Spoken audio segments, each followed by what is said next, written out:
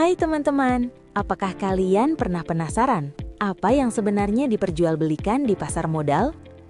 Jawabannya bukan barang, tapi sesuatu yang disebut efek. Dan setiap pergerakan pasar dimulai dari satu hal, transaksi efek. Yuk kita bahas sederhana mengenai transaksi efek. Efek adalah surat berharga atau kontrak investasi, baik konvensional maupun digital, yang memberikan hak ekonomi kepada pemiliknya dan dapat diperdagangkan di pasar modal. Sementara itu, transaksi efek adalah setiap aktivitas atau kontrak untuk memperoleh, melepaskan, atau menggunakan efek yang menyebabkan perpindahan kepemilikan, termasuk pinjam-meminjam atau repurchase. Transaksi ini bisa terjadi di bursa maupun di luar bursa, dan beberapa di antaranya wajib dilaporkan ke OJK atau KSEI sesuai ketentuannya. Di pasar modal, transaksi efek itu inti banget, ibarat jantungnya sistem. Tanpa transaksi, pasar modal nggak bakal jalan. Prosesnya dimulai dari emiten, perusahaan yang nerbitin efek buat cari dana. Efek ini lalu dibeli sama investor, tapi nggak langsung. Ada perusahaan efek atau anggota bursa yang jadi penghubung, biar transaksi aman dan sesuai aturan. Setelah itu, semua diproses lewat infrastruktur pasar modal. BEI buat tempat jual belinya, KPEI buat clearing dan penjaminan, dan KSEI yang nyatet kepemilikan efek. Terakhir, masuk ke tahap settlement. Uang dan efek resmi berpindah, dan kepemilikan akhirnya tercatat atas nama investor. Itulah kenapa transaksi efek jadi pusat berjalannya pasar modal. Nah, setelah kita memahami apa itu efek dan bagaimana transaksinya terjadi, pertanyaannya adalah, efek seperti apa saja yang diperdagangkan di pasar modal? Pertama, saham, bukti kepemilikan atas perusahaan.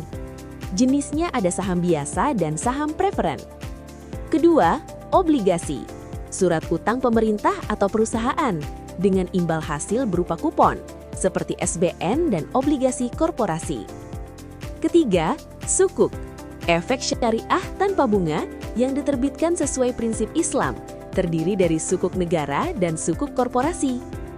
Keempat, reksadana, wadah investasi kolektif yang dikelola manajer investasi, mulai dari pasar uang sampai reksadana saham. Terakhir, ada derivatif efek dan efek beragun aset, seperti kontrak berjangka, opsi, dan EBA yang dijamin oleh kumpulan aset keuangan. Dalam transaksi efek, ada 3 jenis pasar utama. Pertama, pasar primer. Di sini, efek dijual pertama kali dari penerbit ke investor. Misalnya lewat IPO atau rights issue. Semua prosesnya diatur oleh POJK dan peraturan BEI. Kedua, pasar sekunder atau bursa. Efek yang sudah tercatat diperdagangkan antar investor dengan sistem seperti continuous trading, auction, dan crossing, sesuai aturan perdagangan BEI. Terakhir, pasar di luar bursa atau OTC. Transaksinya dilakukan lewat kesepakatan langsung, seperti block trade, repo, atau pinjam-meminjam efek. Dan meskipun di luar bursa, beberapa transaksi tetap wajib dilaporkan ke OJK atau KSEI. Itulah gambaran singkat jenis pasar dalam transaksi efek. Terdapat beberapa jenis order yang umum digunakan, seperti market order, limit order, dan stop order. Selain itu, ada order khusus seperti fill or kill dan iceberg, yang penerapannya tergantung sistem broker dan ketentuan BEI. Seluruh penggunaan order ini mengikuti pedoman dan peraturan perdagangan BEI.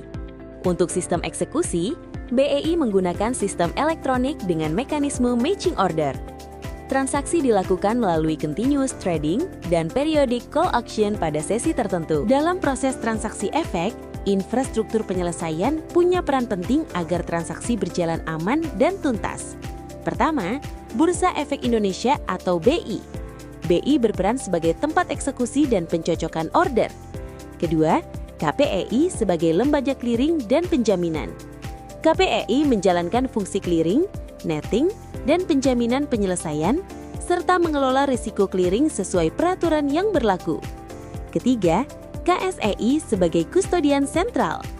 KSEI menyimpan efek secara tercatat melalui sistem CIBES, mencatat kepemilikan investor melalui SID, menyalurkan corporate action, dan memastikan penyelesaian final secara book entry.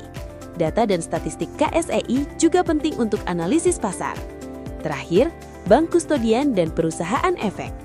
Pihak ini memegang aset nasabah dan melaksanakan instruksi settlement sesuai ketentuan POJK dan pedoman BI. Intinya, seluruh infrastruktur ini saling terhubung untuk menjamin transaksi efek terselesaikan dengan aman dan tertib. Dalam transaksi efek, investor juga perlu memahami biaya dan ketentuan pajak. Untuk biaya transaksi, umumnya terdiri dari beberapa komponen. Ada komisi broker atau perusahaan efek, biaya transaksi Bursa Efek Indonesia, biaya clearing dan penjaminan oleh KPEI, serta biaya kustodian dari bank kustodian. Besaran dan tarifnya diatur oleh masing-masing penyelenggara dan tercantum dalam pedoman atau kontrak jasa.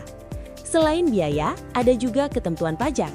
Keuntungan dari transaksi efek atau capital gain dikenakan pajak penghasilan sesuai peraturan perpajakan. Untuk transaksi tertentu, berlaku mekanisme pemotongan pajak berdasarkan peraturan Menteri Keuangan dan ketentuan terkait.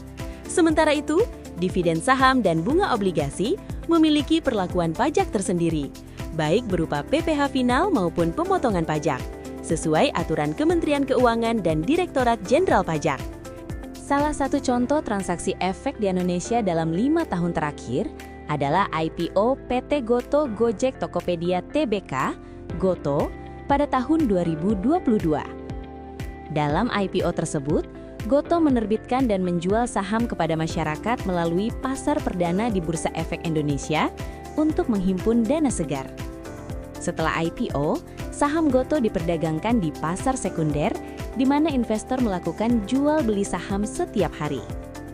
Transaksi ini melibatkan BEI sebagai penyelenggara perdagangan, KPEI sebagai lembaga clearing dan penjaminan, serta KSEI sebagai lembaga penyimpanan dan penyelesaian efek. Demikian pembahasan singkat kita tentang transaksi efek di pasar modal. Semoga penjelasan ini bisa menambah pemahaman dan jadi bekal sebelum mulai berinvestasi. Terima kasih sudah menyimak, sampai jumpa di kesempatan berikutnya.